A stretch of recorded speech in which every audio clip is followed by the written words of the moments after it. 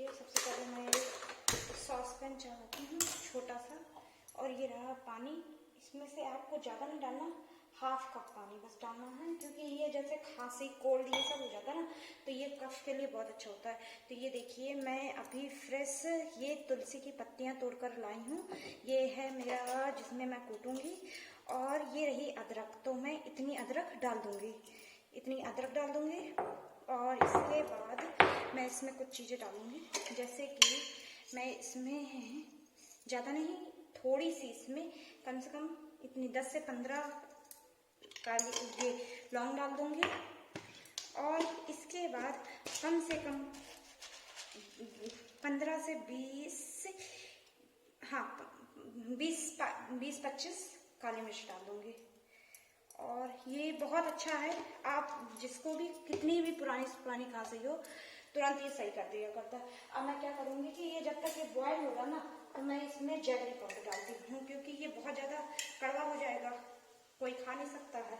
तो jaggery powder भी गर्म होता है, तो 1 स्पून और 2 स्पून ये जैगरी पाउडर है। ये ज़्यादा मीठा नहीं है, इसलिए मैं थोड़ा सा इसमें डाल रही हूँ, 2 स्पून फुल भर करके।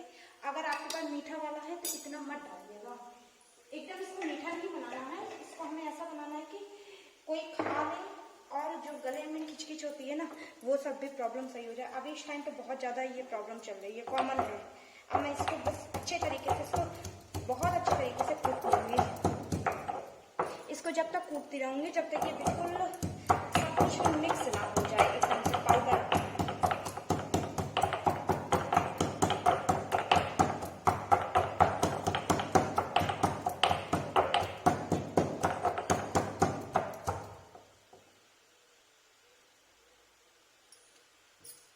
और बस इसको ऐसे स्पून से मिलाते हुए, सब करते हुए मैं इसको अच्छे तरीके से कूटूंगी।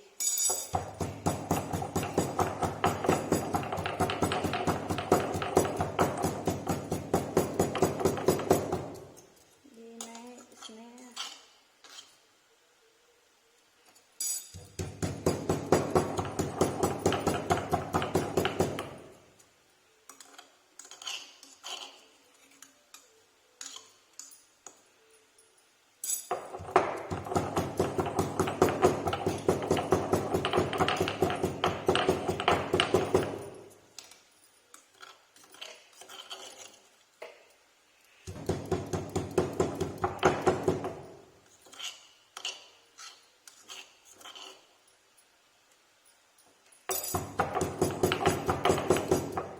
ये हमारा कुट चुका है। इसको कम से कम 2 से 2.5 मिनट लगी। और इसको कोई भी आप ये मत करिएगा कि इसको जल्दी के कारण मिक्सी में चला दीजिए, तो ऐसा कुछ मत करिएगा। इसको कूटना ही है, क्योंकि कूटने में ही इसका टेस्ट आएगा। और इसको लेकर मैं इसमें डाल दूंगी पानी में, ये डाल दिया, पूरा निकाल के डाल दूंगी जितना है।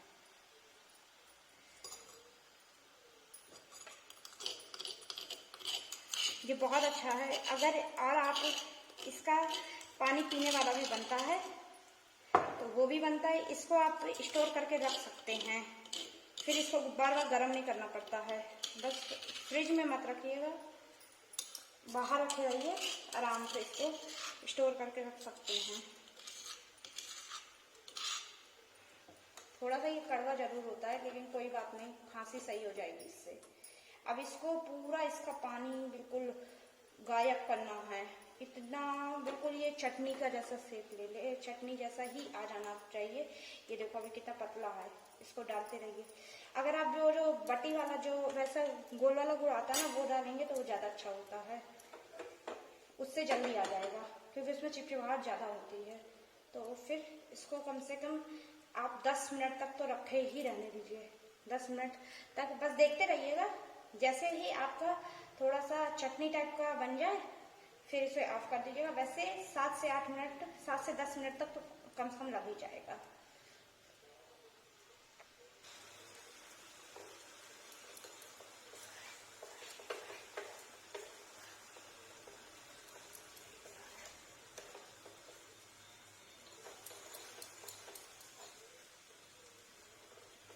ये देखिए बन गया, मैंने इसको तेज फ्लेम में कर दिया, और ये देखिए बन गई चटनी हमारी। ये बन गई ना, ये बच्चों को बिल्कुल भी मत दीजिएगा, बड़ों के लिए ही है ये।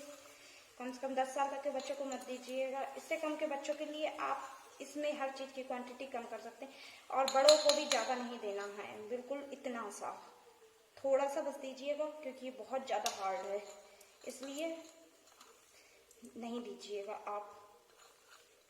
तो ये हमारी बन गई। अब ये ठंडी हो जाएगी, इसके बाद इसको खा सकते हैं।